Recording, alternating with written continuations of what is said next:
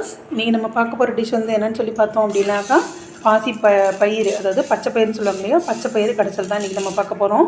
இதுக்கு தேவையான இன்க்ரீடியன்ஸ் வந்து பார்த்திங்கன்னா ஒரு 200 கிராம்ஸ் வந்து நான் பச்சை பயிர் எடுத்திருக்கேன். 3 தக்காளி மீடியம் சைஸில் எடுத்திருக்கேன். சின்ன வெங்காயம் வந்து பார்த்திங்கன்னா ஒரு 100 கிராம் எடுத்துக்கலாம். பச்சை மிளகாய் எடுத்துக்கலாம். ப்ளஸ் வந்து பெரிய வெங்காயம் வந்து எதுக்காக அப்படின்னா தாளித்து கொட்டுறதுக்காக. இது கூட வந்து பார்த்திங்கன்னா 4 காஞ்ச மிளகாய் எடுத்துக்கணும். ப்ளஸ் வந்து குக்கரில் போடுறதுக்கு மிளகு ஜீரகம் 1 ஸ்பூன் சேர்த்துக்கணும். மஞ்சள் தூள் கொஞ்சம் சேர்த்துக்கணும். உப்புத்தூள் சேர்த்து வேக வச்சிடணும். வாங்க எப்படி பண்ணுறதுன்னு பார்க்கலாம். இப்போ இது போல் நல்லா வறுத்து குக்கரில் ஆட் பண்ணிக்கலாம். வறுத்துட்டு ஒரு 3 முறை நல்லா தண்ணியில் கழுவிட்டு இந்த மாதிரி என்ன பண்ணலாம் அப்படின்னா குக்கரில் சேர்த்துக்கலாம். இதில் வந்து பார்த்திங்கன்னா ஒரு 2 டம்ளர் தண்ணி ஆட் பண்ணிக்கலாம். இது கூடவே என்ன பண்ணலாம் அப்படின்னா தூள் 1 ஸ்பூன் ஆட் பண்ணிக்கலாம். சின்ன வெங்காயத்தை சேர்த்துக்கலாம். ஜீரகம் 1 ஸ்பூன் சேர்த்துக்கலாம். மிளகாய் சேர்த்துக்கலாம். குக்கரில் ஒரு 4லேருந்து 5 விசில் விட்டுட்டு இறக்கிடலாம்.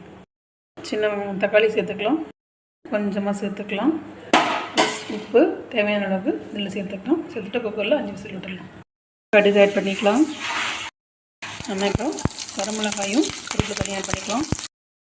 பெரிய வெங்காயம் ப்ளஸ் சின்ன வெங்காயம் ரெண்டையும் நல்லா வணச்சி தாளித்து குக்கரில் 5 விசில் விட்டுருந்தோம். நல்லா வெந்துடுச்சு.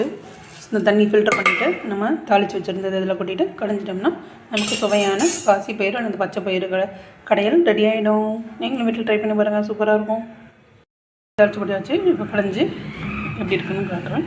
இந்த மாதிரி ரைஸு ப்ளஸ் பச்சை பயிறு இல்லைனா பாசி பயிறு கடைஞ்சது ஒரு எக்கு கூட வச்சு சாப்பிட்டு பாருங்கள். சும்மா பிரமாதமாக இருக்கும். வீட்டில் ட்ரை பண்ணி பார்த்துட்டு டேஸ்ட் எப்படி இருக்குது அப்படின்றத மறக்காமல் நமக்கு கமெண்ட்டில் சொல்லுங்கள்.